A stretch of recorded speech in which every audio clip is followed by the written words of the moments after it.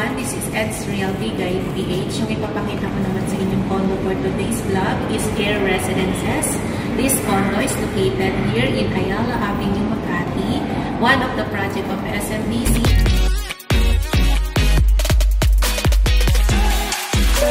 Ang kinagandahan pala nitong Air, located siya dito sa Ayala Avenue Extension. Malapit lang siya sa RCBC Plaza, Makati Medical Center, Greenbelt, along Ayala Ave, walking distance. At ang kinagandahan pa ng Air, magkakaroon ng subway station sa tapat niya. And pagbaba mo, meron ka ng mall, elevator right away with Air Mall. May mga restaurants doon, supermarket. Connected na rin siya sa Darais Mall for your basic need. At syempre, ang Air, merong mga amenities kagaya ng swimming pool, yung play area. Sa 7th floor, magkakaroon din ng gym. So, napaka-convenient na niya for the unit owners and tenant. And kung napanood nyo yung mga vlog ko sa Shore Residences, ang kinaiba lang pala ni Air is white lang yung tiles niya. As you can see, white na. White na rin yung overhead cabinet. Ang dinagdag na lang dito is yung mga utensils. Yan. Upon turnover, kasama na yung cooktop. Ayan, color brown na rin pala yung lower ground ng cabinet. At ang maganda pala sa Air, may kasama na siyang refrigerator, microwave, at split type aircon pag nag-purchase kayo ng unit dito sa Air. So, included na siya. So, ayan. Let's proceed na dito. Then, makikita nyo, kulay brown na rin yung chocolate brown, yung color ng wood. So, tingnan natin yung toilet. Ayan. Maganda rin yung tiles ng Air Residences dito sa toilet. Kulay gray. Ang dinagdag na lang dyan itong towel holder and washing machine. Ito kasama na yan. Dinagdagan na rin ng mirror. Yan, yung bidet, ipapakabit pa. Tsaka itong shower enclosure. Dinagdag lang to. Tsaka yung water heater. Yan. So, maganda yung color block. Yan. Then, papakita ko naman sa inyo yung living area niya. Ang maganda rin pala sa Air, yung tiles niya is kulay chocolate brown head. So, hindi makikita yung dumi. Dahil nga, medyo dark yung color ni Air Residences. So, ang nilagay namin design dito is color white. White at saka light brown lang yung wood. Yan, may konting design. Yung TV console dito. Ayan. Then, ayan, dinagdagan ng greens para may buhay siya. And also, lagi namin nilalagyan ng fan light yan para mahangin, malamig. And, of course, yung ating bed. So, yan lang laging nilalagay. And dito, center table and carpet. And nandito naman yung 2-seater lang na dining para hindi tayong space. At dito sa area na to. Ayan. May utensils na rin. And syempre, maganda din may clock dito sa area na to. Para may design. And ito. Ayan, 2-seater lang. And lagi din namin siyang nilalagyan kung napansin nyo ng mirror. Kasi mas nagwa-widen up pa. Siyang tignan, diba? Kasi kung napanood mo yung vlog namin sa Shore 3, that is ang Family Suite A and Family Suite B. Hanggang dito lang yung living area niya. Tapos dito may mirror. Pero malawak pa rin siyang tignan. So, ito mas malawak. This one pala is 26 square meter.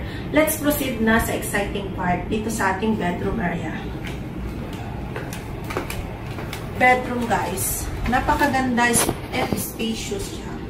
Wala lang siyang balcony. Pero sakop niya, dapat dito yung balcony Kung 1 bedroom with balcony siya. 1 bedroom lang siya. So, yung space ng balcony, nakain ng bedroom, mas maganda, mas malawak. So, pwede pa maglagay dito ng walking table.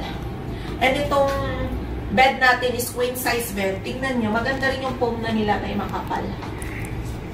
Then, ayan, syempre, may mga pillow na, pillowcase, blanket, and simple lang yung design dito. Para may buhay. Ayan. And also lights. Syempre, para maliwanag. And itong 3-door na cabinet kasya. Maganda yung white and may touch of wood dito. Para match sila, diba? Then may gold yung handle. Maganda siya. And ito naman yung pinaka-exciting part dito, yung view. Ayala Avenue view. Look at the view, guys. Hapon na, around 6 p.m. na. Ayan. Ayan yung RCBC. Ang ganda. Hindi mababayaran yung view na yan. Ito yung selling point sa side na to. Side ng no balcony ng air. Maganda yung view niya. Tsaka mapansin mo yung glass niya. Hanggang dito ako, oh. Tignan nyo. Mas maliwanag, di ba? More glass siya. Maganda yung view. Sinasabi nga namin dito dati is walking distance to success. Kasi ayan yung success, yung Ayala Avenue extension. Ayan. Look at the view. And one more thing pala, guys, meron akong available units na facing. Ganito-ganito din. Higher floor din siya. Sa mga gustong magkaroon ng investment, nakagaya nito, meron pa akong unit. Pwede mong parentahan sa staycation. Ang rate kasi ng staycation dito sa Air is nasa 2,300 to 2,500 a day. For long term naman, it's around 35,000 na. And mabilis siyang maparentahan. Hindi lugi yung investment mo. For this 26 square meter, it's more than 1,000 per square meter mo mapapaupahan. San ka pa, diba? So, good investment talaga. And SMDC offer a very flexible payment term for as low as 5% down and may 2 years to pay ka pa na zero interest. Sa mga clients na interested na magkaroon ng unit, feel free to contact me from my Viber WhatsApp. This unit pala, guys, is basic furnish lang siya. Na may TV console at saka mirror. Maganda kasi na kung magbe-basic furnish ka, lagyan mo na rin ng konting design para at least ma-appreciate mo siya at maging maliwalas din tignan yung unit. Try natin yung unit. Very comfy, guys. Isipin mo, kumakain ka dito, and then pwede mo rin tanggalin ito mamaya, laptop, diba? Then, ayun, may mirror. Yan, kita mo yung sarili mo dyan.